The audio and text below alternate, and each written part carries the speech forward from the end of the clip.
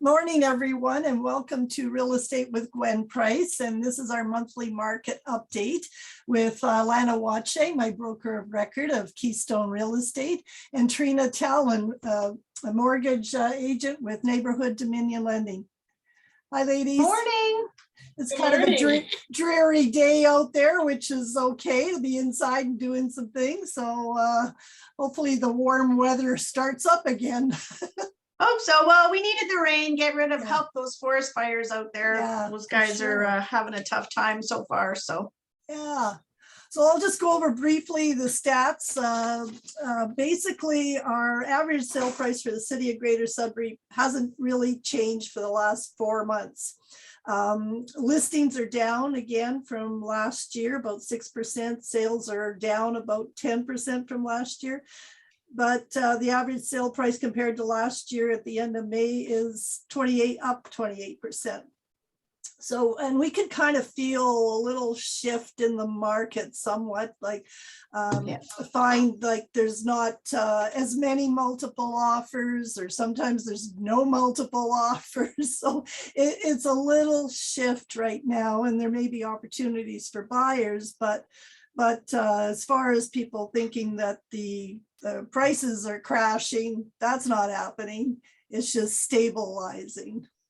Yeah, I don't see the prices going down much. But you're right, when the competitions are less, and we're seeing offers now that have conditions in them again, which is great. So buyers can have that little bit of reassurance. You want to do a home inspection or whatnot, excellent opportunity. So yeah, it's nice to see the market shift back to a little bit back to normal. We still have a long way to go to get there, but it's nice to see that change so buyers can have a better opportunity here in this market. Yeah, the number of conditional pending offers every day I check are what we call our hot sheets, and there's a few more than there would have been. Sometimes you'd see nothing sitting there, but there's been a few, and that's because offers have got conditions in them, which you're right, we haven't. It gives a bit more you don't feel quite as stressed, although there's still lots of stress out there. Yes. So what's going on in the mortgage world, Trina? Well, rates are always on people's minds and in the media and things like that. But what I would really love the media to actually put out there are more graphs that show where we were, where we've been, how things have come along, and also just so people understand that we got spoiled for 2 years. Yeah. So just a little bit of chat about the variable rate that's interesting. From the end of 2018 until about March of 2020, the Bank of Canada's prime rate was at 3.95. And today it's at 3.7. It took a deep dive in March of 2020 down to just under 2.5%, around 2.45. And rates are very much based on what's going on in the economy. So the increases that we're seeing, those are not people's actual rates. Most people who bought with less than 20% down have a discount off that rate of like 1 to 1.5% off of that. So even at 3.7, you're still looking at 2.7 as a high for a lot of people, like the majority of people out there. Now, what's really flipping people out are the fixed rates. And what's interesting with the fixed rates right now is that they are at about the 4.1 mark for purchases of less than 20%. In January of 2021, they got as low as 1.4 for a fixed. That happened, and that lasted for about a month. And again, that was at a time when the government, when the whole world, inflation was down, nothing was happening, really. People couldn't go anywhere, they couldn't spend anything, stores were closed, all of that kind of fun stuff. So our interest rates plummeted.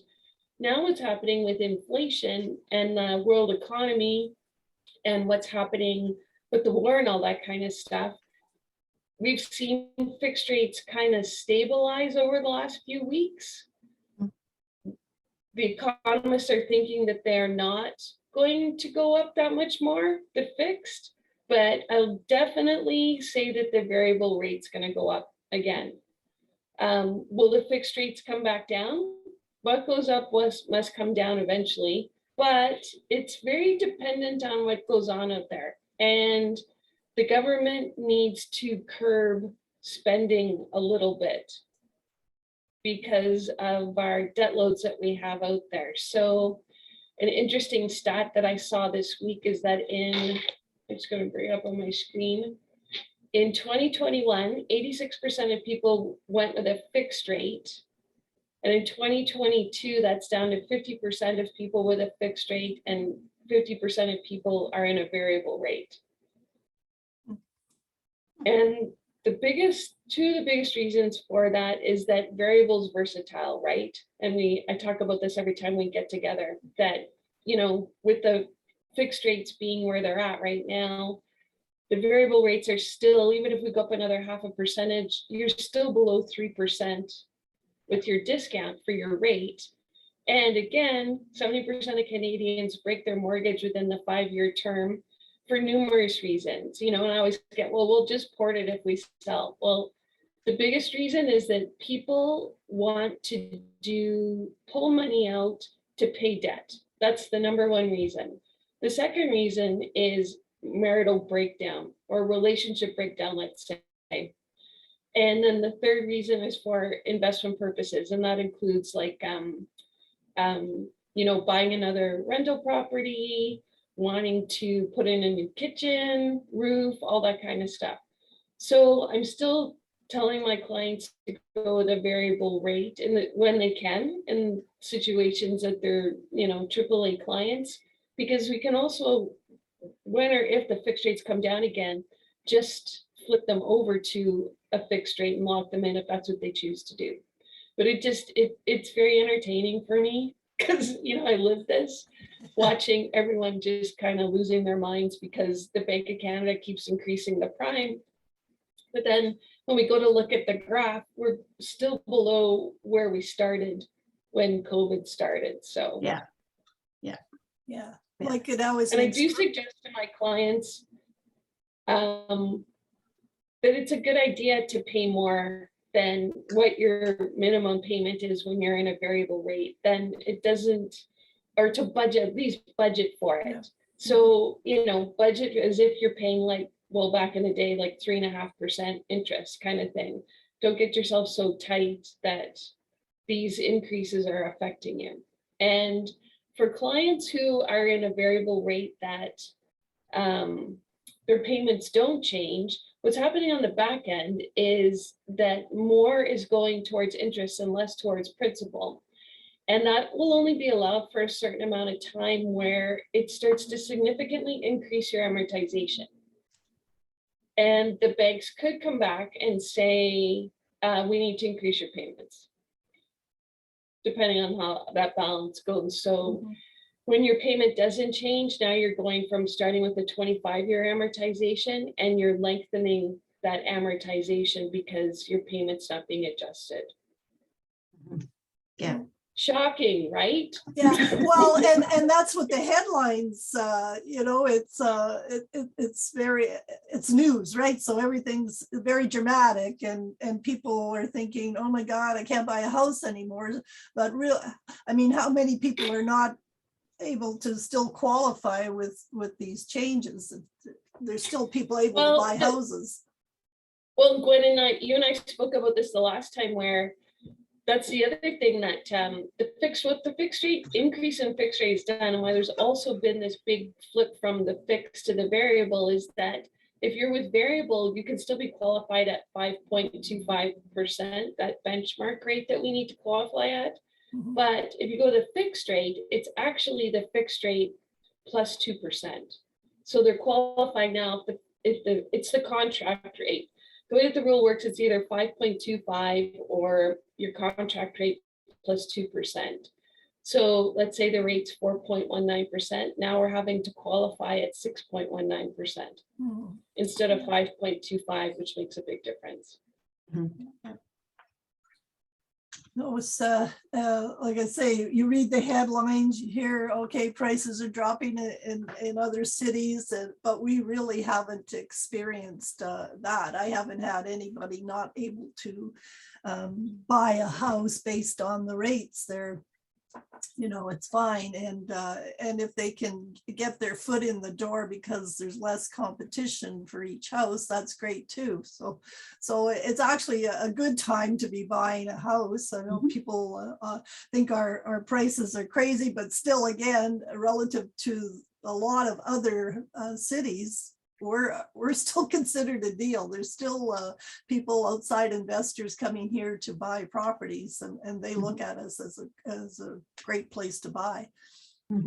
Absolutely. And I'm sure that the two of you look at the graphs too, right? I think Sagen sends one out where it shows the different cities. And when you start talking about a price decrease, you have to look at the graph that did this. Wait, I can't tell the camera. Oh, it shot up like this. And then what's happened is it's like, it's not, you know what I mean? Yeah, it's a gradual decline. Yeah. And that's the same, that's been the same way prices, that graph looks the same over decades. It always goes like this, you know, it may go up and down, but it has a general increase in prices and you know, things like that. And you're right, people have to look at the big picture of where we are in comparison to where we were, because we're not that far off. Like you say, Trina, the interest rates were still pretty low, you know, all things considered. I remember back in the day when my dad bought a house, he was paying 9%, and that was a deal. So, You're right. Oh yeah, I remember a lot worse, right? Yeah. People will keep buying houses. You know what I mean? Well, like, it's because it's still better to own real estate than it is to rent for the majority of people out there, right? Well, and when you look at price increases, you know, and talking, you know, what the average sale price in Sudbury 10 years ago was 253. You know, so over now we're at 500, right? So that's it's yes, over time, yeah, there can be peaks and valleys, and certainly in Sudbury there were some deeper valleys years ago, and we seem to be weathering the storm a lot better.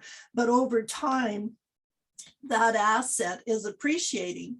When as soon as you buy a car, you take it off the parking lot, it's decreasing, right? Except for now, I guess there's a shortage of cars and you might break even, but